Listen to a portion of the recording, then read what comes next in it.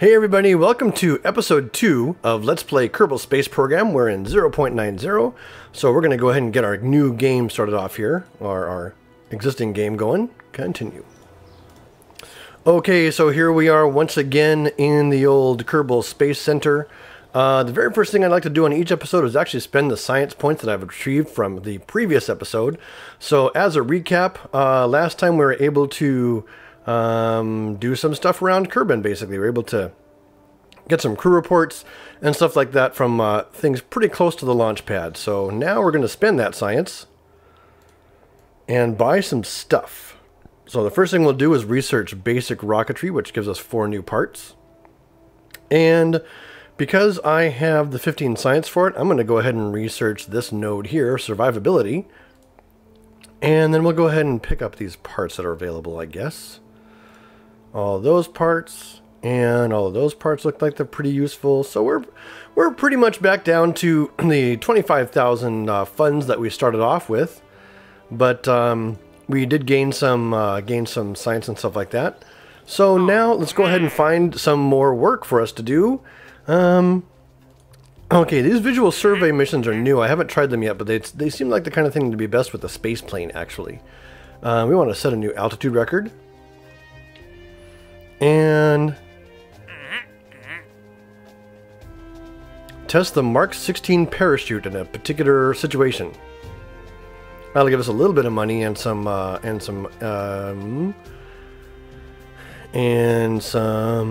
prestige. Actually, a fair bit of prestige. Test the solid rocket booster while landed. I think we can try. I can only try those. Okay. So, those are the 2 missions I've got. Let's head into the vehicle assembly bay. Okay, we're in the vehicle assembly bay. We'll go ahead and build our craft with these 2 missions. We need to test a Mark 16 parachute. And that is... it's not really showing it here, but that is this guy, this parachute that we already have, really. So, we'll do this. Remember, this is the S-Days 2 mission. And while testing that, we're going to do some additional science. So I'm going to strap on some more parachutes because I know that my craft coming down is going to be pretty heavy. And I'm just going to go ahead and build myself a little bit more of a science-ready, capable vessel. Put a girder segment there. Go down here, some science, and let's grab some goo canisters. So you have these kind of experiments that you can take along with you that are various things. These are goo canisters, mystery goo containment unit, which is a containment unit for some mystery goo. And I'm going to go ahead and offset this so it pops into the thing a little bit better and looks kind of cool in that girder segment. Now I need to go to structural and build that thing. So this is the whole thing that's going to come down. Now that we have this piece, this ring here, this allows us to actually make multi-staging rocket ships rather than having just that one stage that's always attached, and that'll make our lives pretty darn easy going forward. So we need to set an altitude record of, what was it, 11,000 meters. And the other thing is to test, that's it, 11,000 meters, and test the thing. So, fuel tank. We'll stick this fuel tank on here. Stick one of these engines on here. We know this is good to about 5,000 meters, so I am actually going to add another stage to this simple rocket, and this is going to be a disposable stage.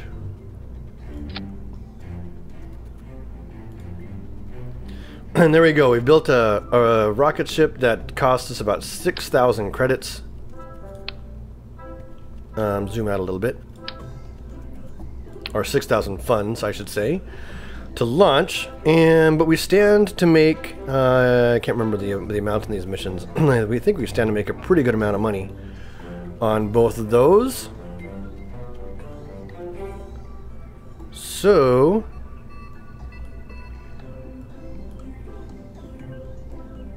that's pretty much it. The rest is in flying this mission. Alright. Let's launch it.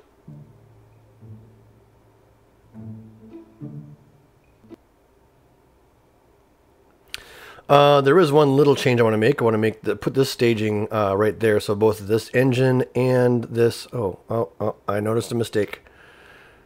We're going to go back to the vehicle assembly bay and fix... We're going to need to go fix this little mistake. I used the wrong rocket motor. I don't want that one. That one's actually too big. Oh, it's the only one I have. Oh, we'll use this one. And the reason for that is because this one has a gimbal built in, so it can actually sort of, the angle can change around, which gives me much better control over the rocket overall. And you know what, for the sake of... Actually, in order for me to be money conscious, what I really should do is this. Utility.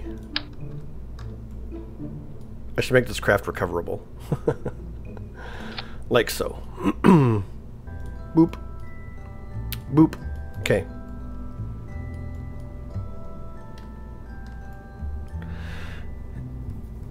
And that really is going to be it. I'll put this on here. I will say... in the crew, Jebediah Kerman has already had one flight, so we're gonna get someone else in here to actually get some more experience. We'll have Bob Kerman do a flight as a scientist. Since he has these science experiments, he should be able to contribute to the scientific advancement of all Kerbal kind. Alright, I've got all those corrections done. I'm gonna get ready to fly this mission, so I need to remember myself. Get between 11,000 meters and 13,700 meters at that speed. I'll just keep that actually up when I'm in the launch.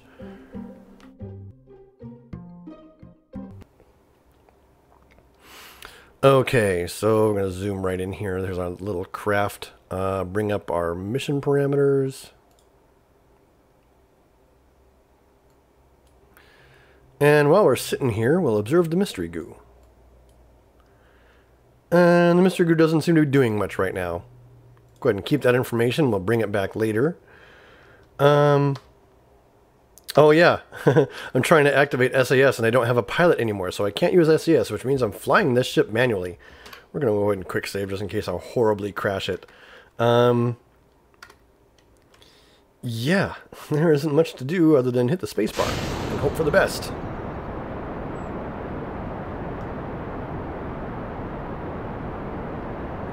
So the solid rocket booster is taking us up, expending all of its fuel on the way. The only thing I need to do is reach, I'd like to achieve an altitude of 11,000 meters.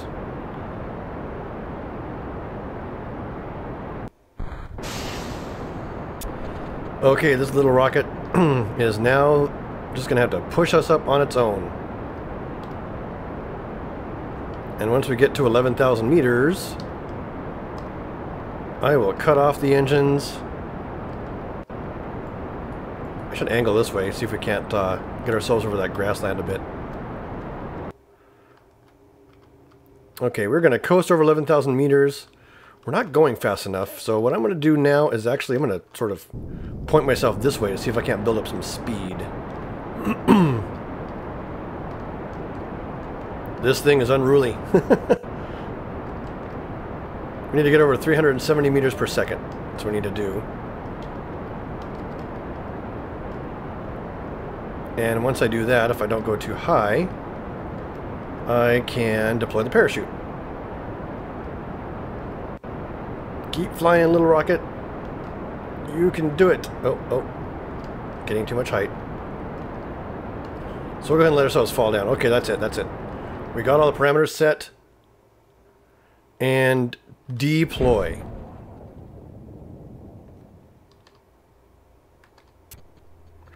Get our gear set for when we touch down. Observe this other mystery goo while we're flying. The goo jiggles and wobbles as the craft flies, which gives us some more science. I don't know if there's any more crew report to be had, but we'll try. Over Kerbin's grasslands gives us a little bit more scientific information. Hey, I can see my house from here, I think. That's what Bob Kerman reports. Okay, that is actually pretty much it for flight number 2.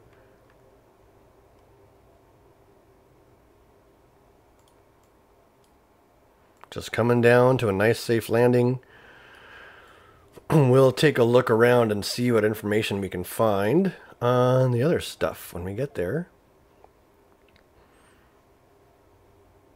We managed to complete our contracts though, so I'll go ahead and take a look at those really quick.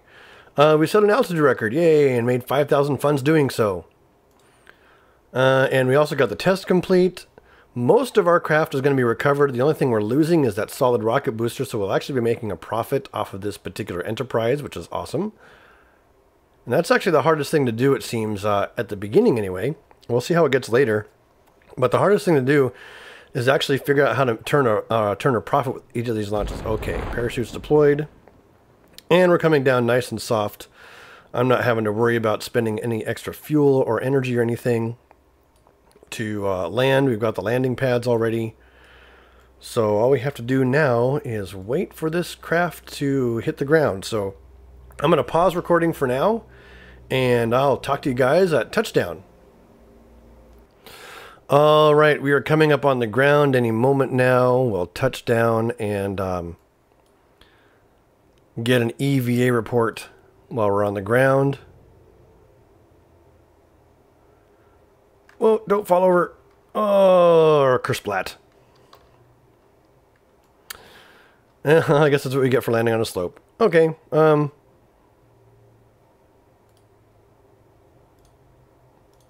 cancel. Can we get an EVA? The hatch is obstructed. We can't exit. So,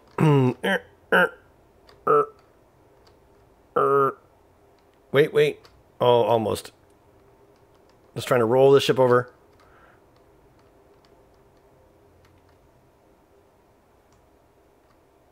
How about now? Nope. All right, well, we landed in a precarious situation. It seemed to be bounced off the landing gear on a slope here and sort of tipped our rocket over, so we can't really do much more other than recover the vessel.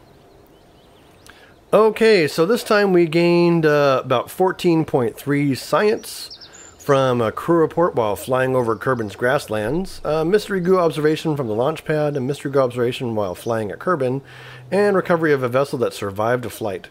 We also got back 5,703 funds, and I remember that this particular flight cost us about 6,000 something funds, so we only spent 1,000 whatever, maybe 1,500 funds on it. And Bob Kerman got himself more experience, and we have a bunch of reputation. So we're done with that. Let's see. Yeah, we have 31,000 funds now. So let's kind of take a look around at some of the building upgrades that we have available as we work ourselves through the career program. We'll start over here. Right now, the tracking station, it says at the tracking station, all ongoing missions can be viewed and focused. Landing craft will be recovered from here as well. Costs 140,000 funds to update it. Right now, we have orbits visible on the map. If we update our funds, we get patched conics visible on the map. So that actually shows us more detail about our orbits in around different orbiting bodies. Like, for instance, if we were to try and make an attempt to go around the moon or Minmus, which are two rocky bodies orbiting Kerbin, the home of the Kerbals. We would want this in order to get the patched conics visible to make our lives a little easier with that. Oops, didn't mean to go there. Welcome to the tracking station. This is the tracking station facility. In here you can view all of the solar system as well as the current positions and trajectories of all ongoing missions. And this is all the debris and stuff that we have. So we've got that. We'll get out of here. We'll go ahead and take a look at each of these buildings we haven't been to. So we currently have a max vessel size and a max vessel weight based on the launch pad. If we upgrade it for 52,000 funds, we get more a larger size and more mass available at the launch pad. So whenever you enter it, that's what this is. We actually choose a particular ship and a particular set of crew members and go to the launch pad, or we can go to edit it in the vehicle assembly bay. Working our way over, I guess we'll work our way clockwise from here. The research and development facility takes 510,000 funds to update. Right now we have a research science limit of 100, so we can only unlock a few nodes really before we can research, before we have to upgrade this. And once we upgrade it, we get a higher research science limit, and astronaut complex upgraded are required for EVA samples, so we can get EVA samples eventually, and resource transfer is available on our ships. Okay, so that's this building that we were working on. We have 14.9 science, which actually isn't enough to unlock anything right now. Going once again sort of counterclockwise, here we have the administration building. The administration building may not seem like a very exciting place at first, but here is where all your strategic decisions are made. So right now we can have a maximum, we can have one active strategy, and with a maximum commitment of 25%. So we can pay 50,000 funds to upgrade that, giving us more active strategies. And when we get more money and stuff like that, this is where we can actually do things like spend some of our, we have some prestige we can spend to make, we can make more money based on the reputation that we have. We can turn money into more research. We can get additional reputation instead of funds, because we can turn funds into reputation. And oh,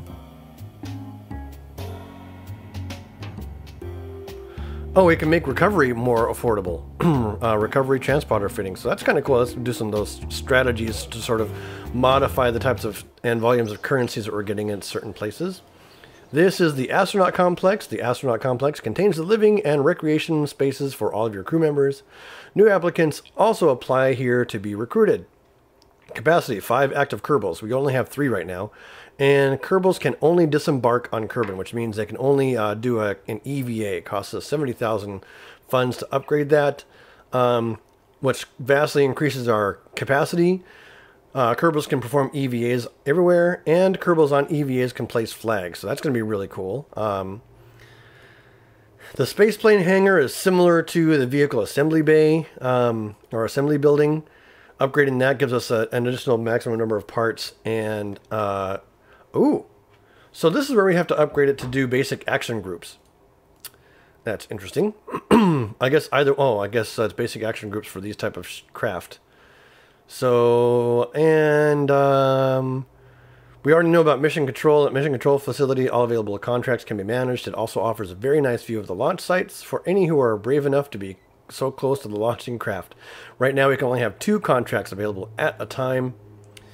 And then last we have the runway, which once again, like the launch pad, has a maximum vessel size and a maximum vessel weight that we can upgrade for 90,000 funds.